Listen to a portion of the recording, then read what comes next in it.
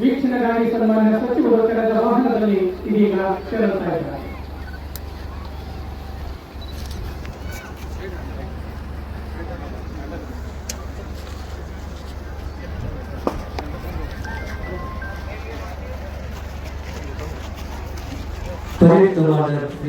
ಮಾನವ ಸೇವಾದಳ ಘಟಕ ಬಾಗಲಕೋಟೆ ಕುಮಾರಿ ನೀಲಮ್ಮ ಮಾಧವ್ ಅವರ ನೇತೃತ್ವದಲ್ಲಿ ಅರಣ್ಯ ಇಲಾಖೆ Shri Ravikumar Chauhan deputy range forest officer ಇವರ ನೇತೃತ್ವದಲ್ಲಿ